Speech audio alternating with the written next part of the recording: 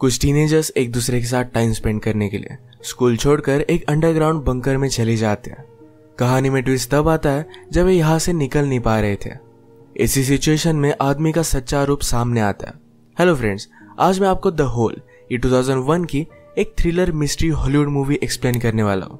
ये स्टोरी हमें अलग अलग पॉइंट ऑफ व्यू से पता चलेगी जो इसे बहुत ही इंटरेस्टिंग बनाता है। तो अंत तक इस वीडियो को जरूर देखिएगा। अगर आपको वीडियो अच्छा लगता है तो प्लीज इसे लाइक और कमेंट जरूर कर दीजिए।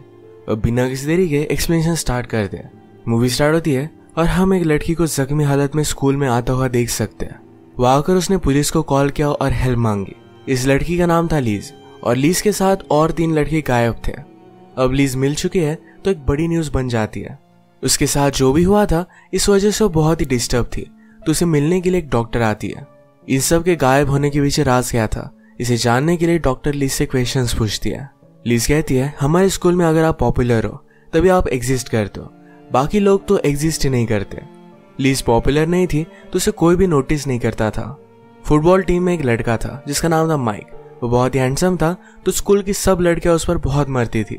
अभी स्कूल में सबको पता चला था कि माइक और उसकी गर्लफ्रेंड का ब्रेकअप हो गया, तो सब लड़कियां इसके लिए बहुत ही एक्साइटेड थी। लीज को भी माइक बहुत पसंद था। वो हमेशा उसे देखने के लिए आया करती थी। ब्रेकअप के बाद जब लीज उसे देख रही थी तो मार्टिन कहता है कि वो तुमसे कभी भी प्यार नहीं करेगा। एक्चुअल में मार्टिन और लीज ये बहुत सालों से फ्रेंड्स हैं। मार्टिन लीज को बहुत पसंद करता है, ये बात उसने बता भी दी थी, पर लीज उसे सिर्फ एज अ फ्रेंड समझती है। नेक्स्ट सीन में हम देखते हैं माइक अपने फ्रेंड जॉफ के साथ था। माइक को चीयर अप करने के लिए जॉफ ने कहा कि हमें वैकेशन पर जाना चाहिए। अगर वो अपने इस गर्लफ्रेंड से दूर रहेगा तो शायद वो वापस आ जाएगी। यह आइडिया माइक को भी अच्छा लगा। नेक्स्ट सीन में हम देखते हैं कि माइक की गर्लफ्रेंड के जिस तरीके से हेयर्स थे उसी तरीके से हेयर्स लीज को भी बनाने थे, पर सब कुछ गड़बड़ हो गई थी। ये बहुत ज्यादा खराब हो जाते हैं, तो हेल्प मांगने के लिए वो फ्रांसिस के पास आई। फ्रांसिस स्कूल की बहुत ही पॉपुलर लड़की थी। फ्रांसिस ने लीज को हेल्प तो कर दी, पर वो कहती है तुम ये जो सब कर रही हो इससे माइक को कुछ भी फर्क नहीं पड़ेगा। बेचारी लीज को बहुत बुरा लगा। वो अपने फ्रेंड मार्टिन के पास आई, सारी अपनी प्रॉब्लम्स बताती है। वो चाहती थी कि कभी ना कभी तो माइक उसे नोटिस करे। मार्टिन उसकी हालत देखकर उसे हेल्प करने के लिए मान जाता है। प्रीवियस सीन में हमने देखा था कि माइक और जॉफ कहीं वैकेशन पर जाना चाहते थे, पर उनके पेरेंट्स उन्हें अलाउ नहीं करेंगे। अगर किसी वजह से उनके पेरेंट्स को और स्कूल को भी पता ना चले कि दोनों वैकेशन पर गए तो ये बहुत ही अच्छी बात होगी, और इस काम में मार्टिन उनकी हेल्प कर सकता है। मार्टिन कंप्यूटर्स में बहुत ही स्मार्ट है। ये स्कूल का सिस्टम हैक कर दिखा सकता है कि दोनों घर पर है और घर पर लगेगा कि दोनों स्कूल पर है। माइक और जॉफ के ग्रुप में फ्रांसिस भी थी। मार्टिन ने इन सब से बात की, कहा कि मैं तुम्हें हेल्प कर सकता हूँ, पर तुम्हारे साथ तुम्हें और एक लड़की को लेकर जाना पड़ेगा। वो थी लीज। इनका प्लान था कि जब वे वैकेशन पर होंगे तो माइक और लीज एक साथ टाइम स्पेंड कर पाएंगे। इन सबको ऐसी जगह चाहिए थी जहां पर उन्हें कोई भी ढूंढ ना पाए। जंगल में बॉम्ब से बचने के लिए लोगों ने शेल्टर बना कर रखा था। इस शेल्टर में जाकर वो अपने आप को बंद कर दे तो उन्हें कोई भी ढूंढ नहीं पाएगा। अब सब लोग वहां पर पहुंच गए। मार्टिन उन्हें बंद कर 2 दिन बाद लेने के लिए आएगा। पहले तो फ्रांसिस और माइक को यहाँ अंदर जाने के लिए डर लग रहा था, पर जॉब बहुत ही एक्साइटेड होकर अंदर चला जाता है, तो उसके पीछे पीछे ये सब चले गए। अंदर जाकर इन्होंने लाइट्स वगैरह लगाए। इन्हें ये जगह बहुत पसंद आई। यहाँ पर ये गेम्स खेलते हैं, बेड लगाते हैं, खाने का कुछ सामान निकालते हैं। जॉब देखता है कि माइक ने खाने के लिए कुछ भी लाया नहीं है, इस वजह से उस पर गुस्सा था। लीज कहती कि मैंने बहुत सारा खाना लाया हुआ है, वो मुझ में से खा सकता है। इस बात की वजह से अब लीज और माइक फ्रेंड्स बन गए थे। रात में सब मिलकर एक दूसरे को हॉरर स्टोरी सुना रहे थे। जॉफ ने मजाक में कहा कि अगर मार्टिन हमें 2 दिनों बाद लेने के लिए नहीं आया तो ये बहुत ही बड़ी हॉरर स्टोरी बन जाएगी। ये बात सुनकर फ्रांसिस उस पर बहुत ही गुस्सा हो जाती है। कहती है इस तरीके की बातें हमें नहीं करनी चाहिए। अब इसके बाद 2 दिन बीत गए थे। सब मिलकर मार्टिन का वेट करते हैं, पर वो यहाँ पहुंचता ही नहीं। फ्रांसिस इस बात पर और भी गुस्सा हो गई। कहती है तुमने अगर ऐसा बोला नहीं होता तो ये सब होता नहीं। माइक सबको संभालने की कोशिश करता है। कहता है कि शायद मार्टिन ट्रैफिक में होगा, थोड़ी देर में वो आ जाएगा, पर मार्टिन आया ही नहीं। सबने फिर ऊपर जाकर डोर को खोलने की बहुत कोशिश की, पर यह बॉम्ब शेल्टर है, इसके डोर कोई भी ओपन नहीं कर सकता। ये डिस्कस करते हैं कि अब सब लोगों को पता चल गया होगा कि स्कूल में नहीं है। ये 2 दिनों से गायब थे तो वर्ल्ड में कहीं भी जा सकते हैं, तो इस वजह से इन्हें कोई भी ढूंढने के लिए यहाँ पर नहीं आएगा। फ्रांसिस इन सब चीजों से बहुत डर गई थी। अब नेक्स्ट सीन में हम फिर से प्रेजेंट देखते हैं।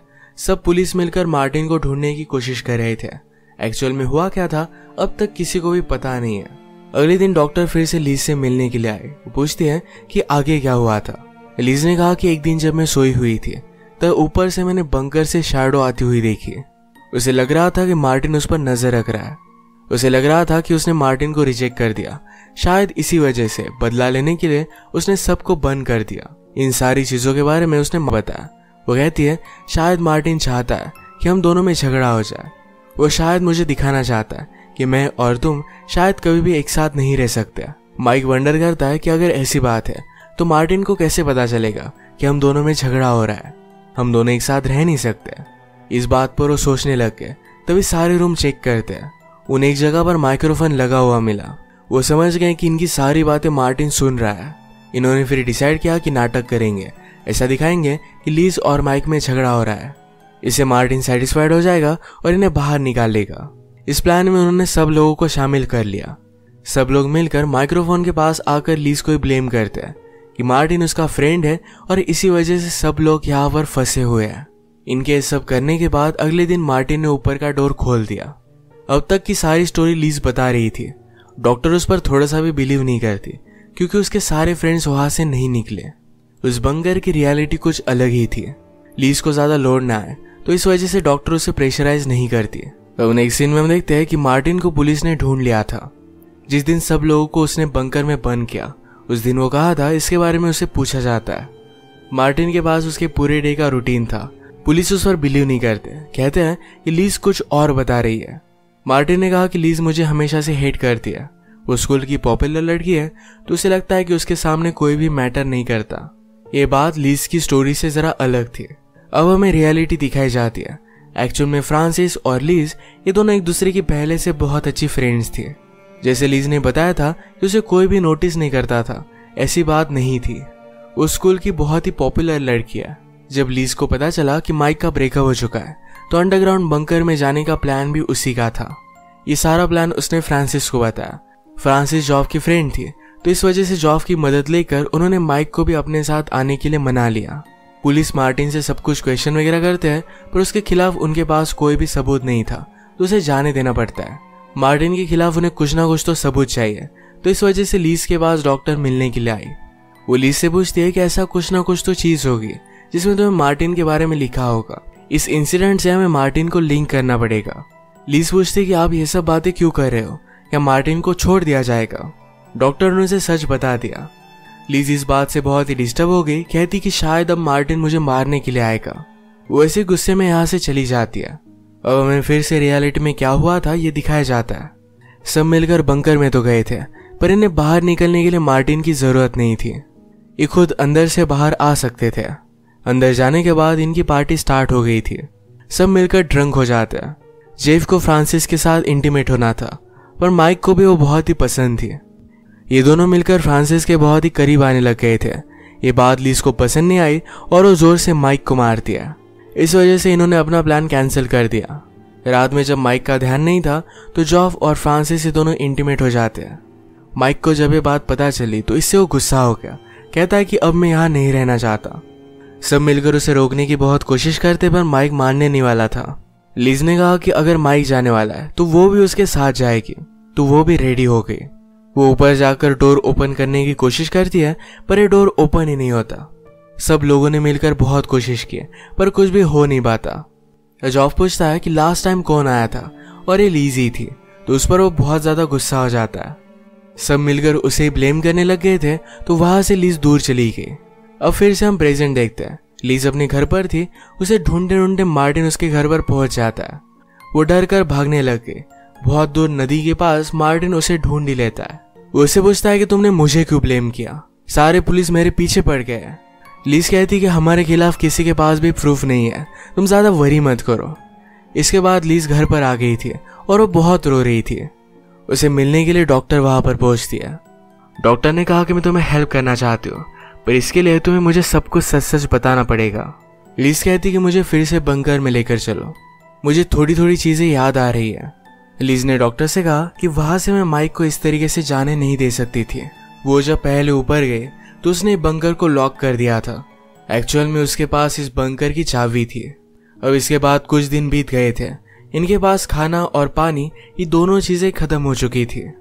जॉफ सबको बताता है कि स्लोली हमें हेडेक आने लग जाएगा, हमें चलने घूमने में भी तकलीफ होगी, अगर हमें कुछ भी नहीं मिलता तो थोड़े दिनों में हमारी डेथ भी हो सकती है। ये सारी चीजें सुनने के बाद लीज खुद ही नाटक करने लगे, खुद रोने लग जाती है। माइक आकर उसे सहारा देता है तो उसे बहुत अच्छा लगा। अब एक दूसरे के करीब आने लग गए थे तो एक दिन माइक और लीज इंटीमेट हो जाते हैं। अचानक से फ्रांसिस की तबीयत भी बहुत खराब होने लग गई थी, पर इस बात से लीज को कुछ भी फर्क नहीं पड़ता। वो माइक के साथ यहाँ पर बहुत ही खुश थे, तो फ्रांसिस बीमार है, इस वजह से यहाँ से वो निकलना नहीं चाहती। उसे जितना टाइम मिल पाए उतना टाइम वो माइक के साथ स्पेंड करना चाहती है। एक रात लीज नींद से जग गई। वो फ्रांसिस को ढूंढने की कोशिश करती है पर उसे कहीं भी नहीं मिलती। उसने जाकर देखा तो खून की उल्टियां कर फ्रांसिस की डेथ हो चुकी थी। लीज बहुत जोर से चिल्लाई। जॉफ को जब पता चला तो लीज को वो ब्लेम करता है। माइक ने इन दोनों को संभाल लिया और इनके पास पीने का पानी बहुत ही कम था, खाने के लिए तो कुछ भी नहीं था। सबकी हालत बहुत ही ज्यादा खराब होने लग गई थी। लीज रियलाइज करती है कि माइक और उसका बॉन्ड अब बहुत ही स्ट्रांग है, अब यहाँ से निकल सकते हैं। माइक को वो सब बात अब बताने वाली थी। उसे वो बता रही थी कि उसके पास चाबी है। तभी अचानक से माइक ने जॉफ को सोडा की बोतल ओपन करते सुना। जॉफ के पास ये बोतल थी और वो सबसे छुपा रहा था। इस बात से माइक बहुत ज्यादा गुस्सा हो जाता है। अपनी भूख की वजह से उसने अपने माइंड का कंट्रोल लूज कर दिया था। वो मार कर जॉफ को मार डालता है। अभी लीज उसे जो भी बता रही थी इस पर उसका थोड़ा भी ध्यान नहीं था। ये मर्डर करने के बाद वो और भी ज्यादा डिस्टर्ब हो गया। सारी चीजें देखकर लीज को बहुत बुरा लग रहा था। वो भी अब जीना नहीं चाहती थी। वो माइक से कहती है कि हम दोनों यहीं पर सुसाइड कर लेते हैं, पर माइक ने कहा कि हम इतने दिनों तक जिंदा रहे, कोई ना कोई हमें ढूंढ लेगा, हमें डट कर इस मुसीबत का सामना करना चाहिए।